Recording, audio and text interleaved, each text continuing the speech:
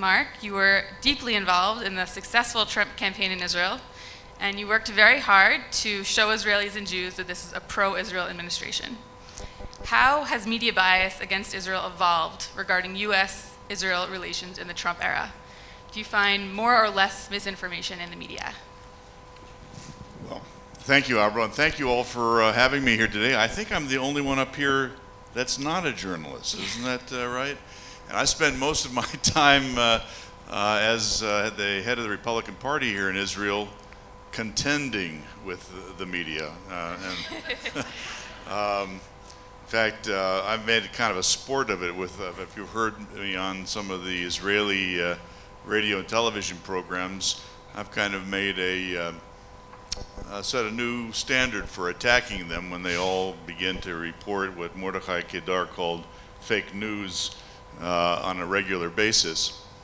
And it's been a great privilege to do that. But turning to your question, I don't think that there's been anything quite like the Trump administration in terms of dealing with the media, and particularly what they call the mainstream media. This president has really set new standards all across the board about explaining to the public and showing to the public through his own actions how the mainstream media has been misinforming the public on a regular basis about not only issues concerning us here in Israel and the Middle East, but around the world and in the United States itself. The president, in my view, who's received a lot of criticism for his tweeting exercises between 3 and 4 in the morning, whenever he does it, is really setting an important new standard, again, for reaching out to the public at large directly and not having his message filtered through the media. In this way, he's doing something that's very much akin to what Franklin Roosevelt, the president, did in the 1930s when he took to the airwaves on the radio for the first time in his fireside chats in order to explain his programs during that time to the American public directly. When it comes to Israel, though, I'm not sure to what extent the media has evolved during the age of Trump, but I can say that the age of Trump has, I think, caused the media to take stock of its own set of values and information. One of the things that that we've done both in Washington and here is to try to confront this flow of misinformation that the media has decided to send to the public, particularly about the President of the United States. I don't think we've ever seen anything quite like it. Almost on a daily basis, from minute to minute, from hour to hour, the media, the mainstream media, CNN, the American broadcasting companies, the New York Times, the Washington Post, is engaged in a determined campaign to delegitimize this administration. This happened long before he took office. It happened during the campaign. It happened after the November 8th election. It happened during the transition period. It is continuing to happen today, with the memes being now nothing less than the impeachment and of the President of the United States in order to remove him from power and upset the entire constitutional system and the will of the American voters. One of the things that we're trying to do on a daily basis is to confront this effort. Now, for us here in Israel, and this is a program about Israel and the Jewish people, the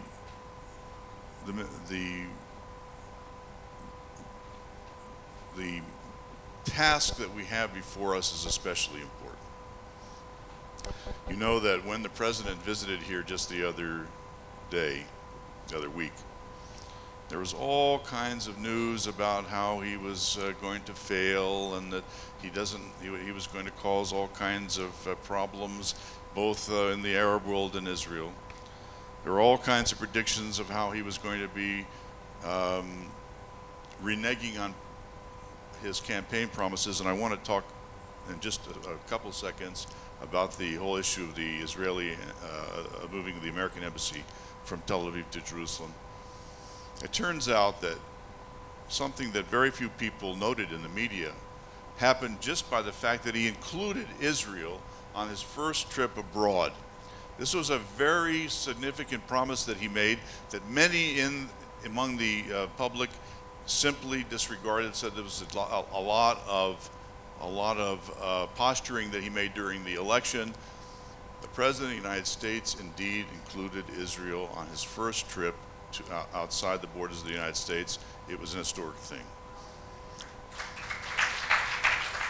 The second thing that this president did, again, against all predictions, is he was the first sitting president to go to the Western Wall in that capacity. Now, I will tell you that had something to do with this. When the administration, when the folks in the State Department who were organizing this trip initially we talked about him visiting the wall, they insisted that he not meet with any Israelis during that visit. And one of the things that we did, the Republicans overseas and together with our other friends, is we convinced them that it was extremely important that he meet with the chief rabbi Rabinovich of the Wall and his assistant, and that's something that happened so that nobody could say that this was somehow a private visit to the most holy site in Jerusalem of a sitting president of the United States. He went to the wall in that capacity. There's no such thing, ladies and gentlemen, as a sitting president of the United States going to the Western Wall as a private citizen. And the very fact that he went to the wall as the sitting president of the United States for the first time in history was an important statement about how this administration sees Jerusalem and its holy sites, in particular the Western Wall, as part of the state of Israel. Now, people will say, why didn't he say that? Why didn't he come out and actually say that? And the reason he didn't is because, and this is related to the embassy, and I'll finish up in a second. This president, perhaps the first president in a long time, or maybe the only one, understands the reality of the Middle East in a way that no one else has. He understands that the central problem in the Middle East is not the struggle between the Palestinian Arabs and Israelis. The central problem in the Middle East is an existential threat posed by the Islamic Republic of Iran and its surrogates in the region, Hamas and Hezbollah and others, the Houthi in Yemen, and that the only way that this existential threat can be dealt with effectively is by a close coordination, a coalition, if you will, between Israel and the Sunni Arab states in the region. Now, this is an extraordinary thing that's happening. The whole face of the map is changing, and this president is behind it. He understands that for that to happen, it is extremely important that the Israeli-Palestinian issue not be thrust into the foreground of the geopolitical situation. And that's why he was downplaying some of the things that we were looking for him to say about Jerusalem, about the embassy moving from Tel Aviv to Jerusalem.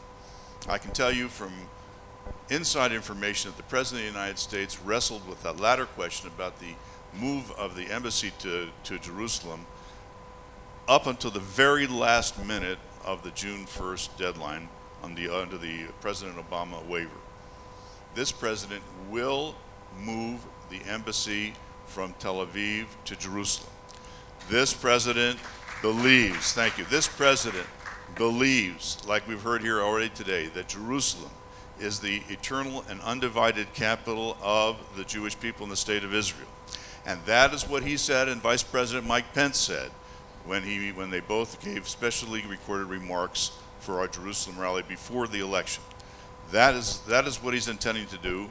He's going to do it according to his own time schedule, but he will do it.